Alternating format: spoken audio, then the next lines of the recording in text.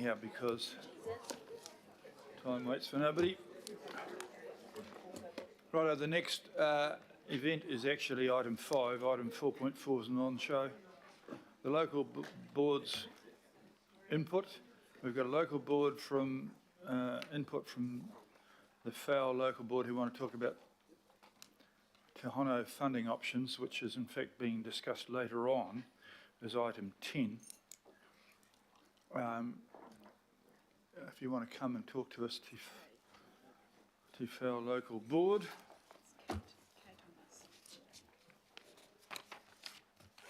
Kay Thomas. Oh, there you are, Kay. The subject is a budget reallocation for the new community facility, and you're going to talk to us about the budget reallocation at a time like this. Mostly we understand what you are trying to do, but I want to have a bit of discussion about what's the rush, because we're in the middle of doing an LTP at the moment as well, and this has has implications for that, and I'm not quite sure why it's not in one or the other, but you're going to explain to me what you're thinking, please. Good morning, Your Worship and councillors. In April, FAO Local Board requested funding from the annual budget to cover the shortfall in funding for Te Hono, the proposed Avondale Library and Community Centre. I'm here again, but this time the board has a solution to our funding shortfall, which we're asking the governing body to approve. The shortfall, just to remind you, the shortfall is due to the increased construction costs and a drop in the value of the site that will be sold to make up the difference. I want to remind you why the board is so committed to having a new library and community centre in Avondale. On your report and your agenda, page 20, a graph on page 20 shows clearly that this is an area of significant deprivation. And as with the other suburbs on the periphery of the legacy Auckland Council area, Avondale has been neglected and suffered from underinvestment for decades. Under Unlock Avondale, Eki Panuku began to revitalise the area, but an integral part of this transformation is intensive development. This is primarily large apartment blocks with a corresponding expansion in population. In addition, the current community centre is deteriorating rapidly and much of the building cannot be utilised because of black mould. And I think in your report it talks about it only having 18 months to 2 years life left in it. I showed you this slide in April, and it serves as a reminder of the level of intensive development planned for the immediate area around Te Hono, including the proposed 700 plus unit development on the neighbouring site. The slide does not show the apartment blocks currently being constructed 500 metres along Great North Road, nor the thousands of homes likely to be built on the Avondale Racecourse.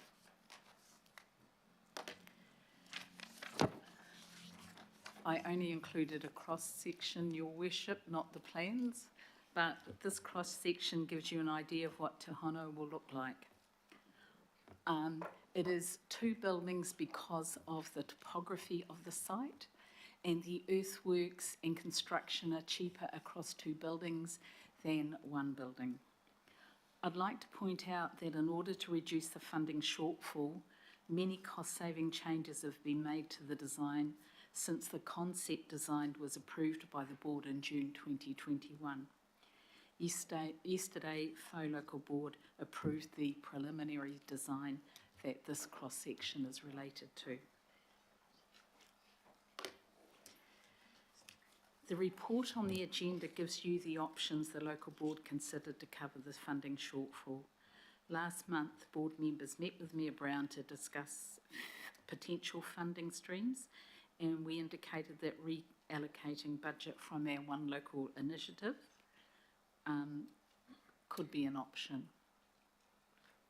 Yesterday, the board voted to request that the governing body approve the reallocation of $15 million in the financial year 2026-2027 from the FAO Aquatic and Recreation Centre development budget to the Avondale Community Centre development budget, or to Te Hono.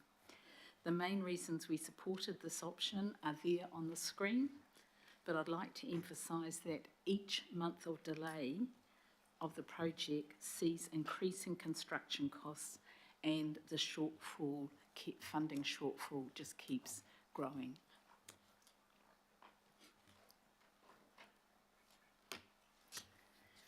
This is an impression of the interior of Te Hono in the preliminary design.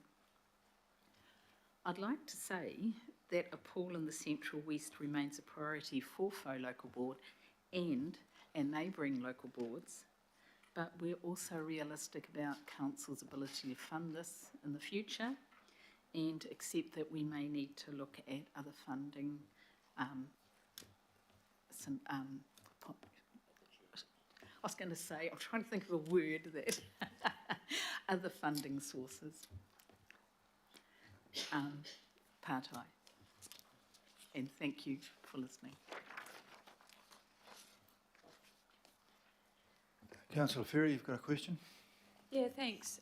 Thanks for this. Very inspiring. I'm really familiar with the old site and having spent quite a bit of time there. Quite curious about why the value of it seems to be dropping. It is the market value. If the market changes, then it will drop, but it's to do with the market, not with the actual site. Okay, it just seems a bit strange to me given how pivotal the site is, but yeah, but it's about the value of the land as opposed to the buildings. Is that, Yes, yeah. yes. Thank you. The buildings would need to be demolished, yeah.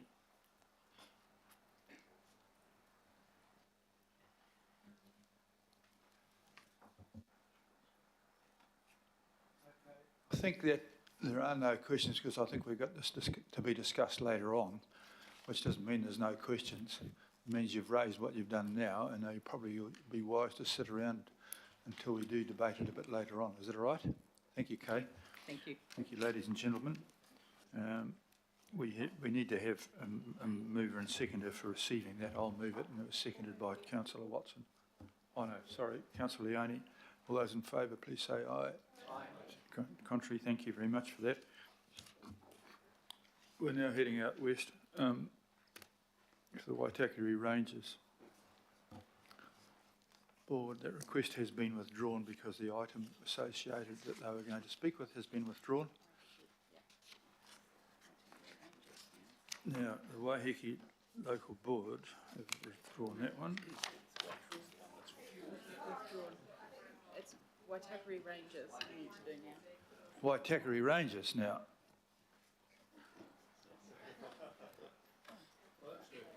I recognise that gentleman.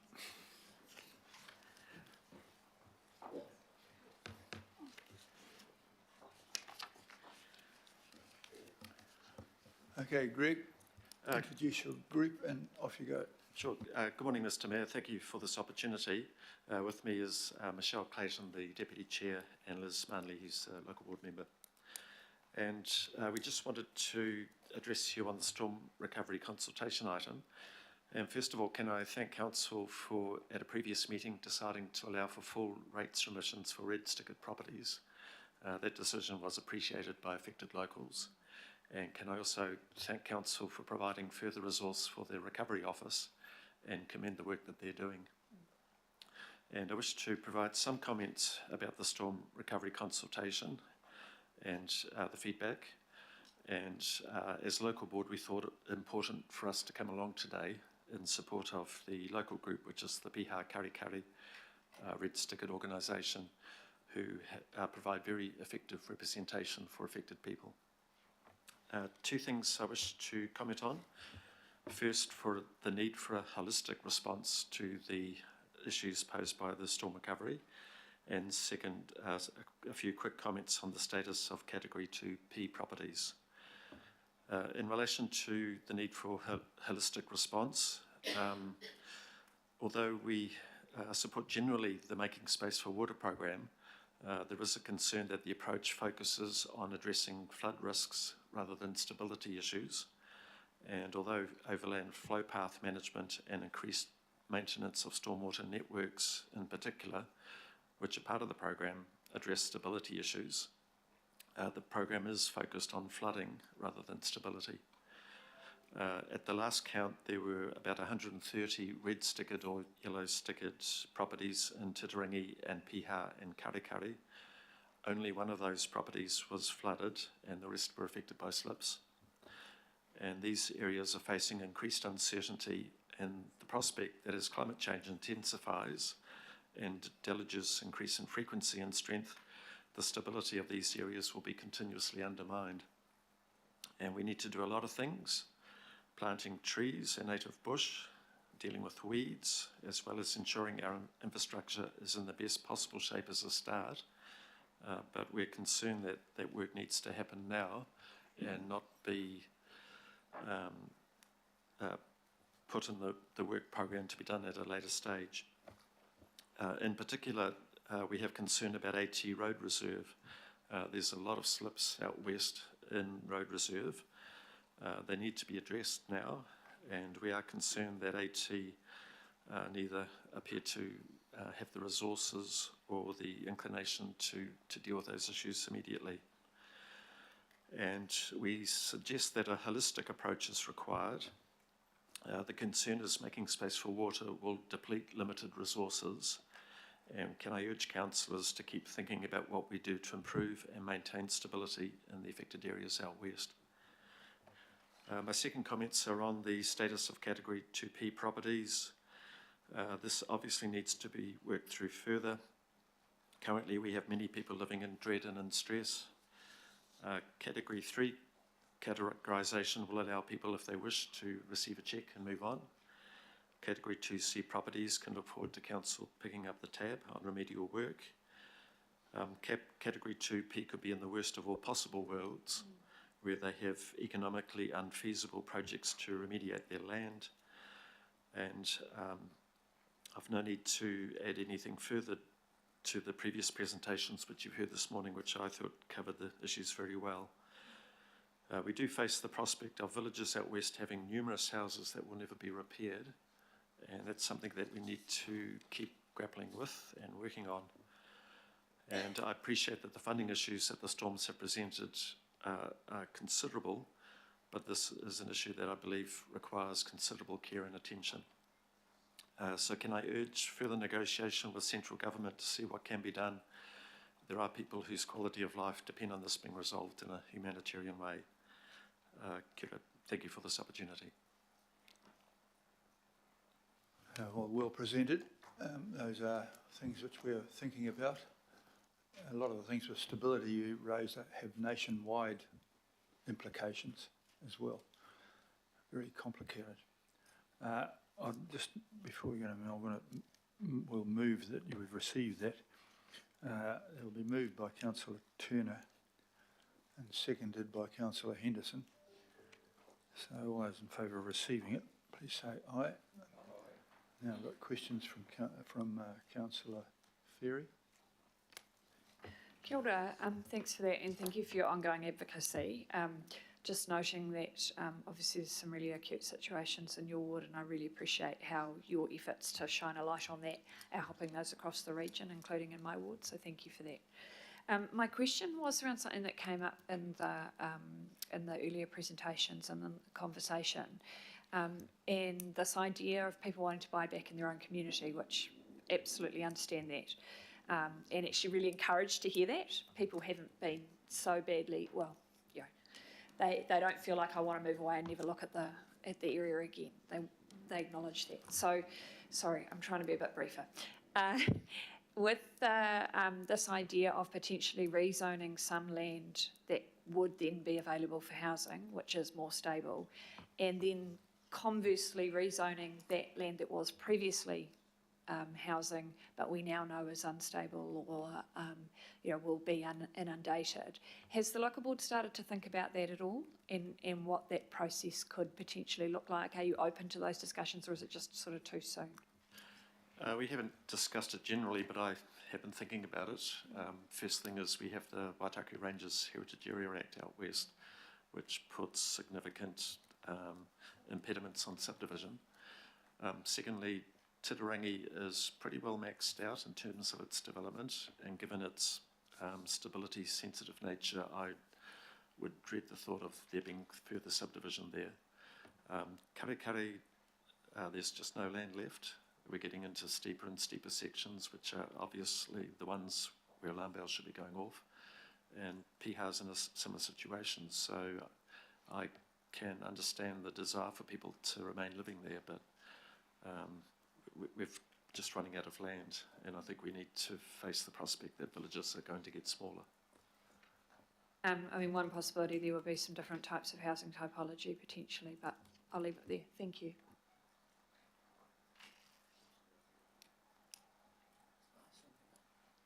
Councillor Henderson. Thanks, Mr. Mayor. And just thank you. This board's done an absolutely fantastic job working with the communities, and I just want to shout out to you for that. Have you, just following on from Councillor Ferry's question, which was rather similar to mine, we're going to have empty plots of land when we buy out houses in these villages. Has your board discussed, or do you have any ideas on how to work with the community to actually plant out bits of land and those kind of things, vision the future of their community? Have you guys talked about that yet?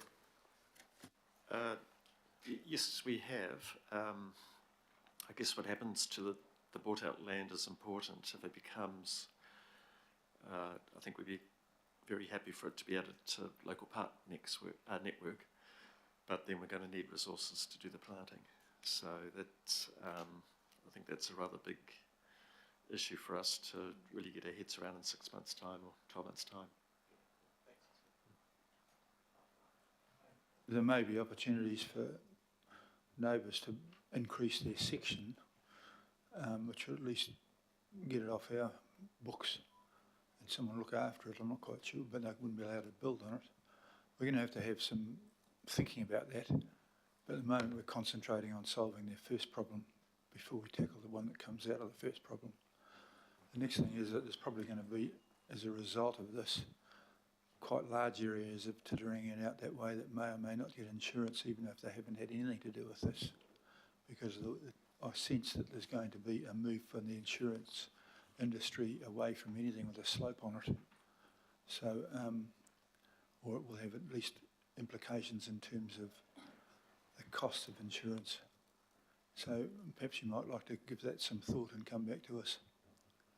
Yes, thank you, Mr. Mayor. The one other comment I'd have is the clifftop properties are especially difficult and complex, and there's I think a compelling need for us to replant those, which means some sort of public involvement, but I take your point about affordability and interests of neighbours and those things. Yeah, it's hard to see positives just yet. Councillor Turner, please. Thank you very much, Greg. Really support your comments about the road corridor, about the berms, etc. You pointed a bit towards the question I deferred from before, which is that triangle of people wanting to stay, the availability of land, and the cost of mitigation they might be prepared to accept in an increased manner to stay there, sort of thing. But the Heritage Area Act does have in it the ability to take in more area, doesn't it? Our boundary can increase, yes, by order in council. Yep. So we're halfway there. We could do some land swaps if we, you know, there is a chance for Forest Hill Road, etc. So there are, when that came into force, there were 1,500 properties out west which could be developed. I haven't seen latest figures, but I estimate probably 500 of those have been developed. So there are still properties that can be built on, but it's a dwindling supply. Thanks.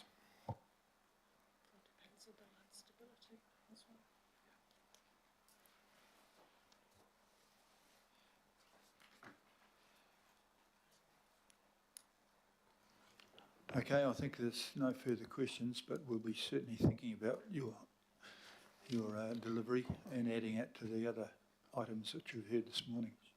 Yeah, Thank you very much for attending. Thank you, Mr. Mayor. Okay, the next item from the Waiheke board has been withdrawn due to the fact that we're not discussing the downtown car park for another month. We have received a petition